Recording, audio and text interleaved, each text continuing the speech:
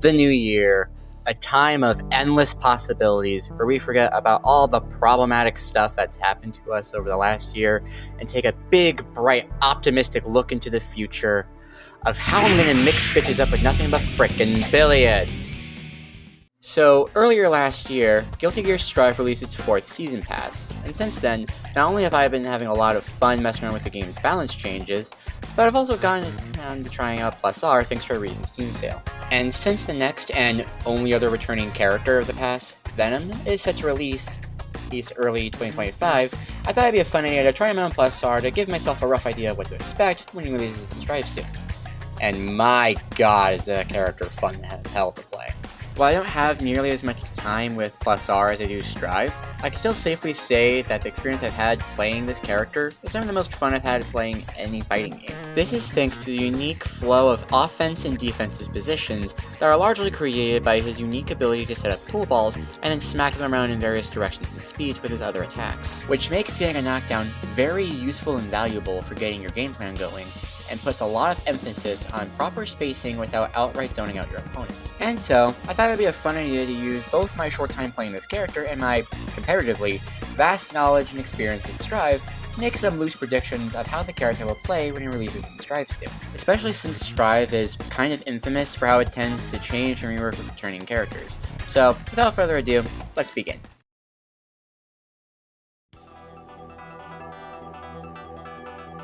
Before going any further, I would like to address a specific Halloween-masked elephant in the room that frequently gets compared to Venom. I've seen a decent amount of concern online that because Jacko is given a similar bouncing mechanic to Venom, there's a decent chance he's going to be heavily reworked because of it.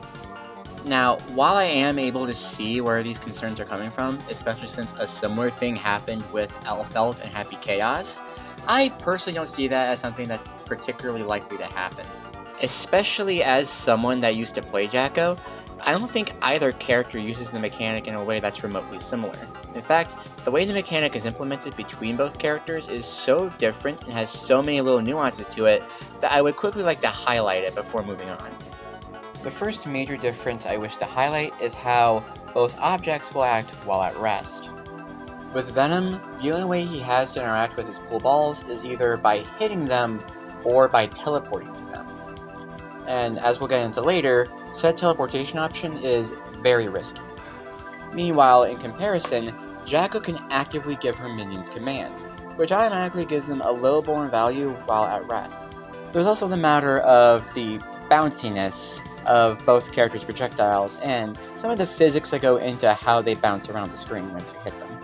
With Venom, his pool balls don't actually have any sense of weight to them, and will continue to fly in whatever direction you hit them, with the only way to influence them being either to hit them again, or for them to bounce into another ball you had set up. In contrast, Jacko's minions actually do have a small sense of weight to them, causing them to fall down eventually. Additionally, you can also influence the path of Jacko's minions by giving them a command mid-flight, which automatically halts their momentum. Lastly, and most importantly, is how the opponent is expected to deal with the oncoming projectiles. With Venom, the opponent's best option against the oncoming ball is to either block it or avoid it, like any other projectile. Meanwhile, in Jacko's case, while the opponent still has the same options as before, there's an added risk versus reward element since the opponent is able to attack Jacko's minion, effectively getting rid of a large chunk of the pressure, but Jacko is still able to give her minions commands, which could backfire on the opponent's attempt to attack it. Overall, with these differences in mind, I personally think it's unlikely that Venom's going to get a massive rework. And while we're on the subject actually,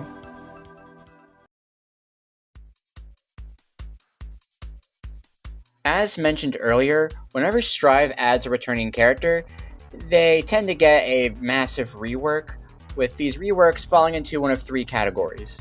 There's Category A, where they'll play basically the same as they always have, but tweaked slightly, like maybe they'll have a few special moves cut, or maybe they'll have a weird mechanic added on for some reason, but for the most part, if you play them in older games, you've played them in Strive.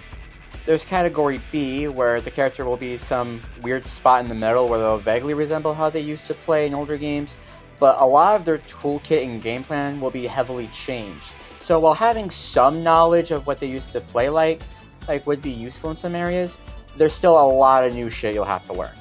Finally, there's Category C, where the character in question will be so heavily changed and altered, to the point where they might as well be a brand new character. Granted, in my opinion, there's only 2 real cases of this happening so far, both of which are actually very interesting, and I might go into a separate video some point down the line. As for which of these categories I think Venom will be in, I'm willing to hedge my bets it's going to be in Category A, since I don't see any real reason to redesign him so drastically as compared to other characters in the game. So, with all that in mind, let's go over his special moves. First up is Ball Summon, and this move does exactly what you would guess based on the title. It lets him place pool balls down. Granted, while he's doing this, Venom is very vulnerable to getting attacked, so it's best to perform it after getting a knockdown, but yeah, this is probably one of Venom's most simple and important moves in his kit, and as such, I don't think it's getting removed or changed in any way. Next up are his 2 charge moves, Stinger Aim and Carcass Raid.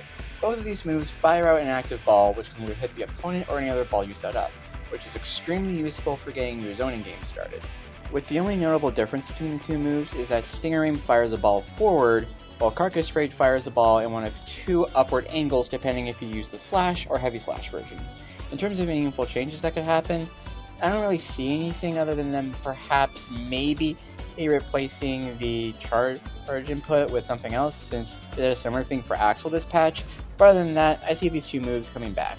One move I don't think is likely to come back, however, is Dubious Curve, since that move serves as a secondary, more risky way of setting up pool balls, with the only meaningful differences being that A, it's an actual attack, and B, if the attack lands, it sets up a lightning ball instead. Now don't get me wrong, lightning balls are extremely useful since, unlike normal pool balls, lightning balls are multi-hitting.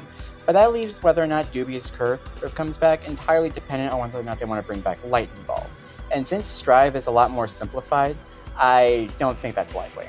Double-handed Morbid is probably the most interesting move to talk about, and is also the most difficult to tell whether or not it'll come back in Strive, since on one hand, it is a niche combo tool, and if you miss it, you're probably getting punished for it, but on the other hand, if you land it, you're getting a knockdown, and as I said earlier, knockdowns are very useful for getting Venom's game plan going. And there's also the matter of whether or not the move will get changed if it does come back to Strive, since it has 2 versions.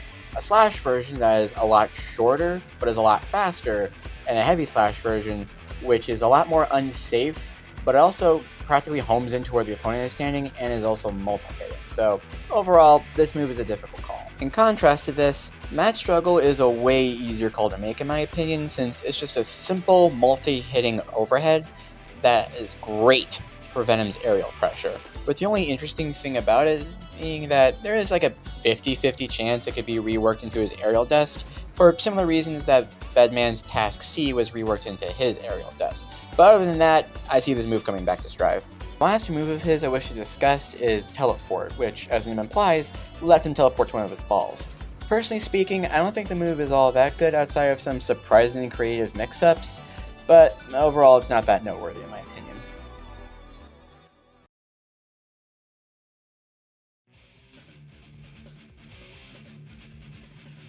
Lastly, before I end the video, I would like to go over a bunch of miscellaneous stuff that I either wasn't sure how to script, or didn't think could last a whole segment on its own. First off, I would like to go over his battle type. Now, while I highly doubt ArcSys designs characters based on what battle type they are, I do think battle types serve a niche but useful purpose of giving players a vague idea of what a character will play like. For example, while Soul and Kai play completely different from each other, they're both in the balanced battle type because they both have very simple game plans that require a good grasp of the game's fundamentals. As for which battle type I think Venom will be in, for me, honestly, it's a toss-up between either the zoning or shooting battle types, or, as I'm going to call them throughout the rest of this segment, archetypes. Zoning is probably the most obvious one, since the 3 characters already in this archetype have a decently heavy focus on controlling space, which, as you already established, is something Venom excels in. This, combined with some of his genuinely excellent pokes, makes me think he would be a natural shoo-in for the zoning archetype. And as for shooting, now, before I get any comments saying, "Oh, but Venom doesn't use guns," I would like to remind everyone that at one point, Ramathal was also a shooting character. The reason for this is because shooting as an archetype focuses heavily on locking down opponents with strong projectiles. Now, while Venom wasn't the best at this, I do think this would be an interesting direction to take the character, especially since some of his supers in the older games did do a pretty good job at this. Speaking of which, over the course of the series, Venom has had a total of 4 supers, 5 if you count his instant kill. Out of these supers, the only one I'm 100% sure is coming back is Dark Angel, mainly because it's his simplest super, and it also doesn't really have any caveats to it. To elaborate, Red Hail, while still likely to come back, isn't guaranteed, and that's purely because it can only be performed in the air. And while it's not uncommon for characters to have supers that can be performed in the air, or for the air version to have differences from the ground version, air-only supers, on the other hand, are literally so rare, only one character has one at the time of scripting this. This honestly isn't surprising since Strive's air game is a lot more risky due to how much better anti-airs are compared to older installments.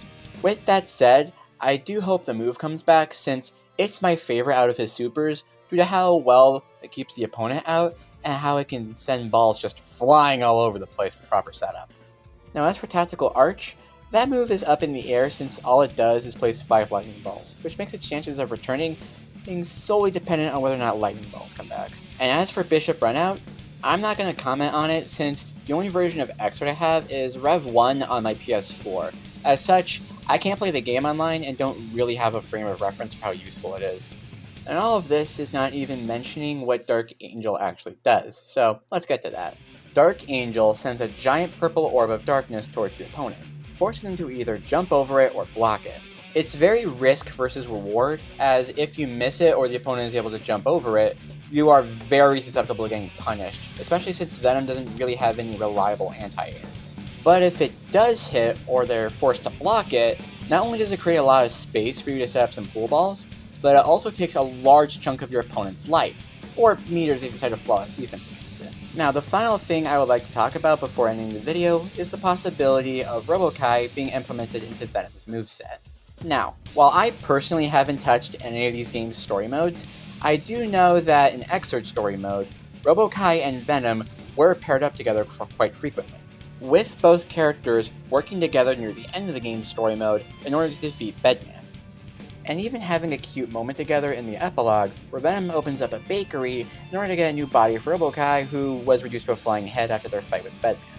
So naturally, after the last game spent a large chunk of time pairing the two characters together, and with Robo-Ky still possibly being just a floating head, it's natural a lot of fans would speculate on whether or not he would become a part of Venom's moveset. Personally, I don't really see it, mainly because unless he was only around for aesthetic purposes or to spell out pool balls, which personally would be a waste of the idea in my eyes, they would probably have to make some drastic changes for this idea to work, and with how different Dizzy was from how she used to play, I think it would make more sense for them to keep Venom as faithful to his old gameplay style as possible.